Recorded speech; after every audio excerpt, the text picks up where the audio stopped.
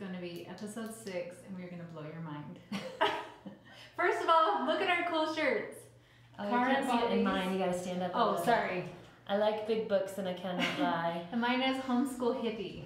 Yay. Which is, I'm sorry you can't see it in Karen's all the way. But it's okay. If you go to mine, you can see it perfectly. Okay, friends, we're going to start. Oh, in just a second. Wait, how do we start? Welcome back. Okay. Welcome back to Called to Homeschool. How are you doing this week, Karen? So good. We're excited to be back. This is, what episode are we on? Number 6. This is a ton of fun, and we are loving the nice comments and reviews we are receiving. So thank you, thank you. We actually wanted to share one of the reviews because it is so thoughtful of you guys to leave it. So Karen's going to read our review. Yeah, these reviews have been making our day. We get so excited when a new one pops up. So this one, we really love your name. Apps. I don't know how to say that. All right. But you said, thank you for this podcast. It is exactly what I need. Called to homeschool is exactly how I feel. Immediately followed by all the fears you talk about here. I know my why, but I'm beyond overwhelmed figuring out how. Cannot wait for all the podcasts coming. I'll be soaking in every word of advice you have.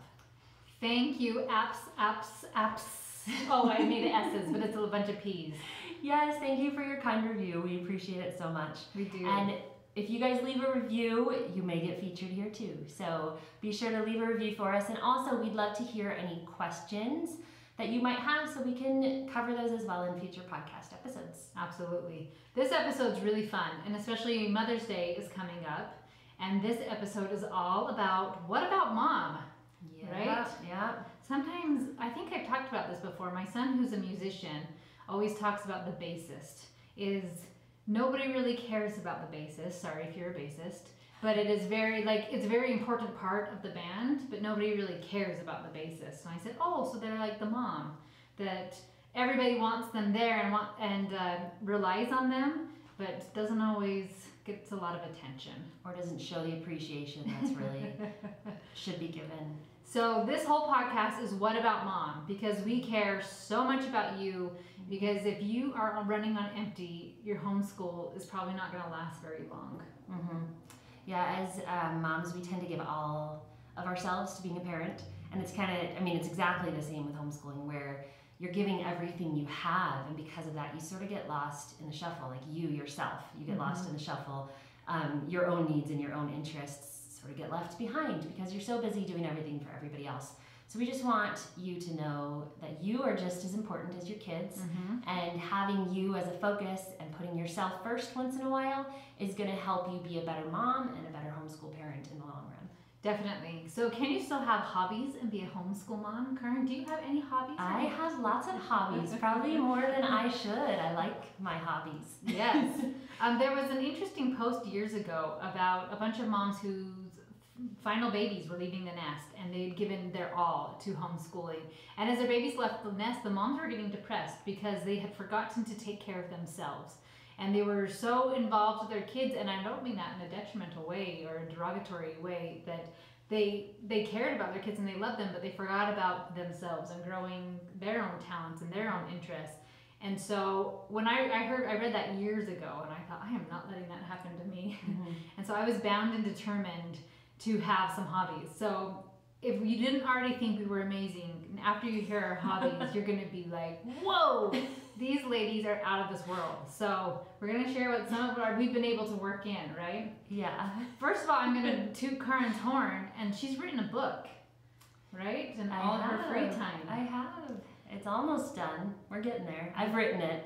It's on the publisher now. Yes. But yes, that is one of my hobbies is, well, not so much the writing part, but the creating part. I like to create fun ideas for educating. And so that's been a cool process for me. That's way awesome. Karen does a really good job with that stuff. But other than, obviously we have our podcast is something fun we do, and we each have our blogs and all the cool printables Karen has in her book, and I do my life coach stuff. But we actually just have stuff that's just us. Yeah. So some of the things I've done, I think if I didn't have my kids with me, what I would do all day is exercise. And I think that was probably weird to a lot of people, but I love it. So some things I've been able to work in are marathons, half marathons, a ton of half marathons, relay races, those are a ton of fun. And did you know I've even done a half Ironman? And that was exciting because sometimes I'd put my bike on a trainer in the living room and I would do read aloud as I pedaled. Oh, that's cool. And so, I didn't know that. oh yeah. And so I was able to still, because you had to train a lot with an Ironman, right? Yeah. Or my kids would even come with me to the pool sometimes, and like let mom swim, I don't know, 1,000 meters, how many ever I would have to practice. And I think it was 2,000 meters now that I'm saying that. But, so they would come with me. I also love traveling. I've been able to work that in. And I like bees. We talked about that a couple episodes ago, that I'm a terrible beekeeper, but I am a beekeeper nonetheless. And I have chickens and I love gardening and those types of things. What about you? So I'm a singer. I am very into music and have been my whole life. So that's still a huge hobby that I try and keep going and performing as often as I can. I also love crafts, and that's kind of been incorporated a lot into my website also with the crafts and activities I do with my kids. And sewing, which is sort of getting left behind. I don't do it as much as I should, but I do enjoy that. And I also run. I'm not as intense as Megan with the running, and she's way faster than me. We tried to run together a few times, but I held her back. Oh, no, I got pregnant again. Oh, that's right. Anyway, I also like to run and have done several half marathons as well. And I'm a big reader. Often I'm reading things that are bettering myself or bettering my kids in some way too. But I do love to read a lot. And yeah. I'm a baker. That's another one I love to do. Yes. I love cooking and baking. I do love to bake. I hate cleaning. I think cleaning is the worst. Yep, me too. If that is your hobby, come be my friend and I'll make you something while you clean my house. It's a good plan. So how do you keep hobbies alive while you have kids? I mean, I have 7 kids at home. It's a lot, right? Mm-hmm. And just this week I was realizing every time something changes, you have to figure out your new normal. What is, okay, how do we process this now? My second son now has his license, which is the best thing ever. But he's also now taking my car, and I'm trying to figure out how do I get kids places when my other boys are working who have licenses and are taking my car. So it's always finding out a new normal. But if you want to include your hobbies, the one way is to include your kids in the hobbies. Yeah. And like I said, when I was training for the Ironman, I had my kids, I would just bike on my trainer in the living room. While they were there, we could still do school, or I'd take them with me. But we've talked, I guess I've just posted about it before. I'm a hippie mama. I don't do Christmas presents, we do trips. And our one year we did a triathlon for our trip down in Arizona. Mm-hmm. And so that was a ton of fun because as a family we were running together and biking together and swimming together, and then went and did the triathlon together. So that was a really good way to incorporate it. And then another way is just to make the time. Find a small amount of time each day. And especially if you have a newborn or little children, maybe it's not a lot of time until your kids get a little bit older, so be understanding, but do something just for you. Mm-hmm. And make it a priority. And even if you have to wake up a little bit earlier, we were laughing that Karen and I don't really set alarms anymore because I did sleep until 6 today, so I feel good about that. No, we're both very early risers. Yeah. But we get a quiet house to ourselves. Mm-hmm. Yeah.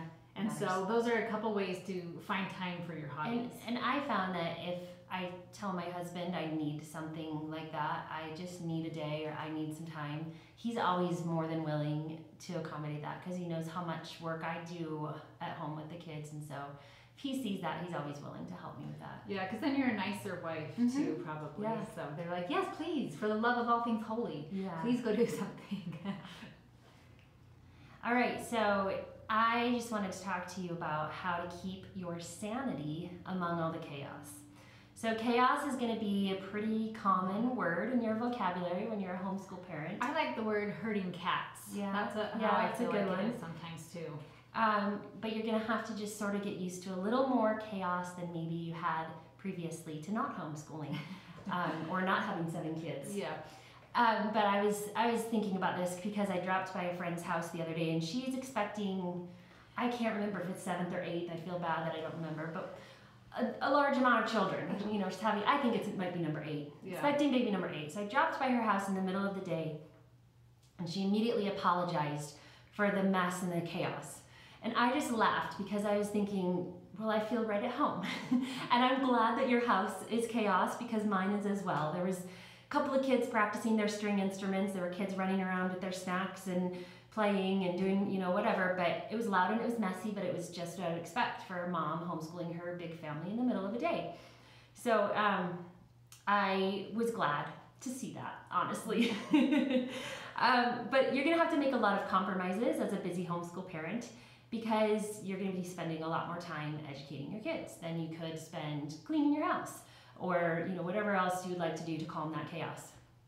So sometimes you're gonna have to make a compromise like reading aloud instead of weeding your garden, which is what I really need to be doing right now. But that's getting left behind for the other things that I need to do in my life right now. But all those things are going to be good and they're going to be needful. Weeding your garden, vacuuming your living room, those are important. But sometimes you need to put those on the back burner to get the work done with your kids or to spend that quality time with them. And if you are a more seasoned homeschooler listening to this, not a new homeschooler, you might still go crazy with this. It might still drive you nuts that you're not getting everything done that you want to. But you might have learned to just be okay with that. That's sort of the point that I'm at, where I'm okay with the fact that I don't get all the things done that I'd like to do around my home because I like the things that I'm doing with my kids. Yes, and I think too, as I'm experiencing, I have, my kids are a little bit older than Karen's kids, is that I've also trained them to do some of the things I don't want to do or that I do want done. And so my lawn's getting mowed right now by my 12-year-old, right? Mm-hmm. And then I often get the question, how do you do all the things that you do? And Megan probably gets this as well, where, you know, we're busy. We're doing a lot of things in our lives. And I mean, honestly, the truth is I don't do all the things. I really don't. My kids help out a lot, but a lot of things just get pushed aside for more important things at the time. And the mess gets left to the end of the day. We don't do it all day long, or the end of the week. Sometimes Saturday is just our big cleaning day. And so you just have to think about the fact that it may look like we're doing everything, but we're not. And we have a lot of help with our kids and our husbands. And then you just can't have guilt for not getting everything done that you think you should, or for having a messy home. Because at the end of the day, what are you going to be more grateful for? When your babies move out, are you going to be like, wasn't it awesome our house was always spotless? Or is it going to be, didn't we have so much fun just laughing and being together? Mm-hmm. Like, you will have a time when your children leave the house and it will be clean, and I bet you won't like it. Yeah. Like, do you remember when it was noisy and a little bit cluttery? Okay, I just thought of this, and this is kind of a little off topic. There's this girl that I knew who was just this intense, crazy, clean person. And when you went to her house, you were always stressed because she would yell at her kids if a crumb fell on the floor. And her kids were always like, had this like intense anxiety over not being clean. And my mom has this sign hanging on our wall, a little cross-stitch sign that says, "My house is clean enough to be healthy and dirty enough to be happy." And I always loved that. I love it more as an adult now when I look at that and think, okay, I'm good. My house is sanitary. And there are no mice. There's no mice. No, we got a cat for that one. But it's clean enough to be healthy and dirty enough to be happy, where we're not stressed all the time about having it to be perfect. That's beautiful. And then the way that I most stay calm amid all the chaos around me, I'm not always calm, I have my moments, but I create moments of peace for myself, and I have to create them because I have full busy days, and I do that, like Meg mentioned, by rising really early in the morning. So I get up early, and those early hours are really crucial to me and how my day goes. If I have at least an hour, I usually have a good 2, sometimes even 3 hours before my kids wake up, that I can read, I can ponder, I can pray, I can exercise, and I can often get a little work done as well in those early morning hours. And when I have that time, I feel like my day goes so much smoother and I'm so much more at peace and ready to tackle everything that's going to come at me once everybody arises. From there, sleep. Yes. So if you're not an early riser, you can do this in other ways. You can do this late at night if that works better for you. I know some people are just opposite schedule from me. My husband is. And it works so still. My husband, yes, he does the night shift. That's what I always call it. Yeah, I'm that's out. what we do too. And it works well with babies. Mm-hmm. Yeah. But you can find moments of peace in other areas. If you have babies, nap time is a really good time for that. I loved nap time when my kids were littler because that would be a time when we could just have a lot of peace and quiet as well. Or just later in the evenings, like I said. Right. So, and then Meg mentioned this also, but a way to just kind of tame that chaos is to use your older kids as much as possible for the work around the house and for helping with younger kids, because when you're busy, you really can't do every little thing. And so have your bigger kids helping with as much as possible. Yes, I even have, so my baby's now 2, and so he's not really a naughty baby, but he definitely likes to be entertained, and if he can be outside, he is so happy. And so my 8-year-old, that's one of his jobs as part of school, is that when I'm doing my one-on-one with other kids, that he'll take the baby outside and play with them. And so then I don't have the feral animal climbing all over me, plus trying to check somebody's math. Right. And so that really helps, is utilizing my older kids as well. Feral animal. I like That's, that. Yeah. That's what it feels like at times. Get down, boy. All right, so now we need some ideas how to treat yourself. Is anybody familiar with that term? Are you? No. Oh, it's from a TV show. Okay, Treat sorry. yourself. Anyway, so this is some things that we do, some of the things that we both do. My biggest one is to go out on every Friday night. And I do not provide meals for my children. It's called Feed Your Own Face on Friday. I let them just watch movies and I'm out. And I just go with my husband and he woos me. And like Friday night is my night. Like, girl, you made it. And you were like a boss this week at homeschooling and being a mom. So Friday night is my biggest We way. do the same thing. We have every Friday night we have a date night that we go out, and it's pretty much no miss unless there's some event that comes up that's on that Friday night. But it's really important to our relationship, our marriage, and also for my own sanity. Yes. I have a cute girlfriend who, what she does instead of doing we do the little Fridays, she instead at the end of school year goes on a week-long trip with just girlfriends to Mexico or somewhere really dreamy and does nothing. She doesn't read a book that would help her be a better mom, like just reads a fun read that's just for a good time. Sits on the beach and has this really awesome relaxing week where she just gets to veg. For another one, this is kind of funny, maybe people think it's gross, but I'm a big bather and I think showers are the worst. So I take a bath every day, and sometimes honestly my 2-year-old is in the bathroom with me, but it's still a way that like I'm doing something for me, because a lot of times I'll read in there and just like I like walk the baths, kids out. but not every day. It's kind of more like my relaxing thing. I think there's a Jim Gaffigan thing that makes fun of people who bathe. Like, oh, I have nothing better to do with my time. Why don't I sit in a pool of my own filth? Another thing we both talked about, we love reading. So reading a book is a good way to just take care of you.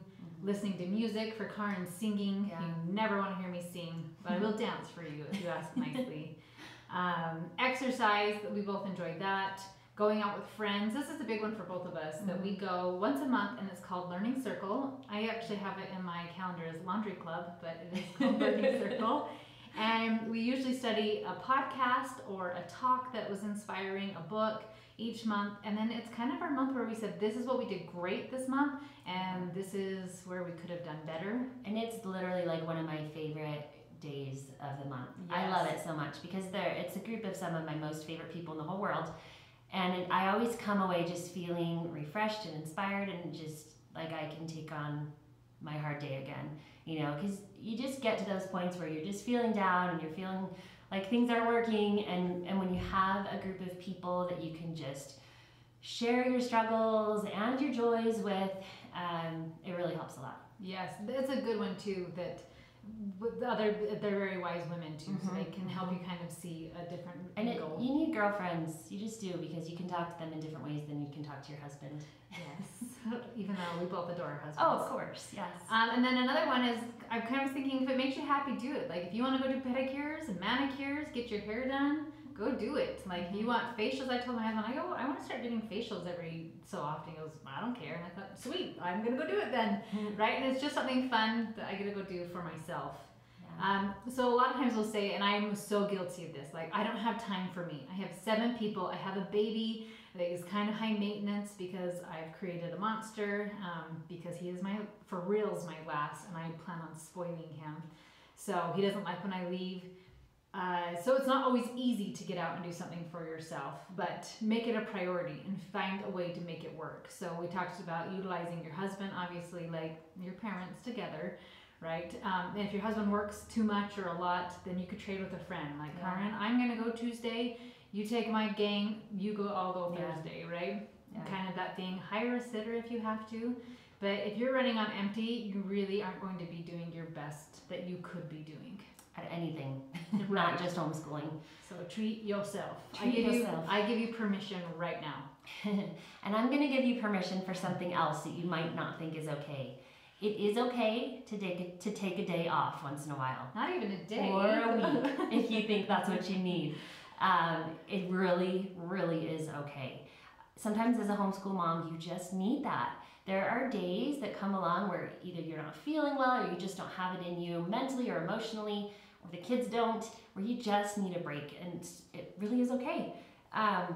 Sometimes I don't want to sit and listen to my early reader try and read to me for an hour a day. I just don't have it in me.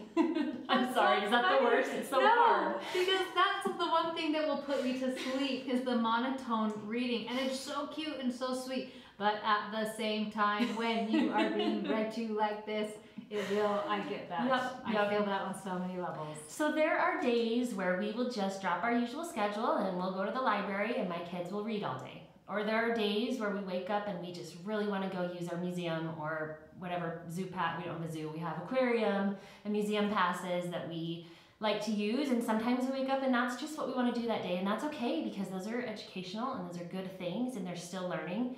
And if you really think about it, the amount of one-on-one instruction your kids are getting on a daily basis versus what they would be getting in the public school, they're getting a lot more than you think that they're getting. And so for you to have a field trip once a week or once a month or whatever you feel like you need is a good thing because they're getting what they need. Definitely. And I think it's great, especially when you have a new baby. Mm-hmm. Both of us have had at least a couple of babies while homeschooling. Yep. And when I had number 6, I actually took a bigger break. And we had some YouTube videos teach school for a few months. Magic School Bus is a really good one. Liberty Kids, and guess what? Nobody died, and my kids were fine, and we're able to get right back in. Yeah. After baby number 7, we only took a week off. Wow. Because my kids wanted it. They wanted to get back into the system. Yeah. I wasn't as involved, but they were doing all of their own school stuff. Mm-hmm. And so do what works for you. People get sick. Yeah, and bigger kids can keep on with most of their stuff without your involvement, which is really nice.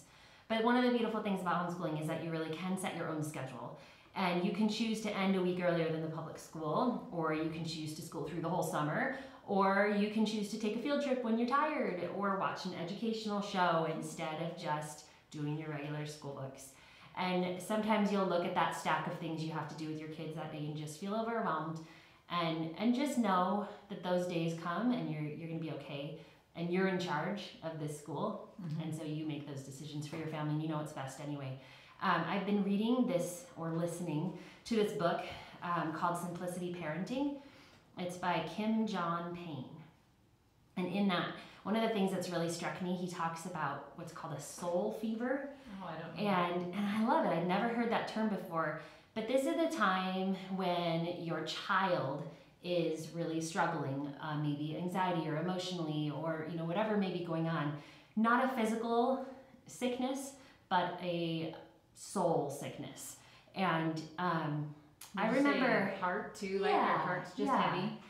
And I remember having days like that, in high school where things were just so hard, or middle school where maybe kids were being mean, or maybe school was just so overwhelming that I needed a day off. And I remember my mom, not frequently, but really ever so often, would just let me have that day and just let me be home.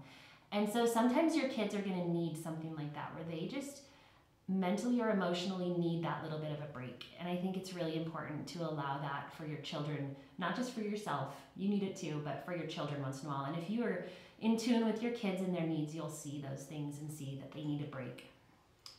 Absolutely. All right, so we want you to make sure that you leave this episode to remember you, to make yourself a priority. And remember, ladies, treat yourself, if anything else, right? But you guys are doing an amazing job, and we will talk to you in the next episode. Bye-bye. I'm going to remember to hit stop this time.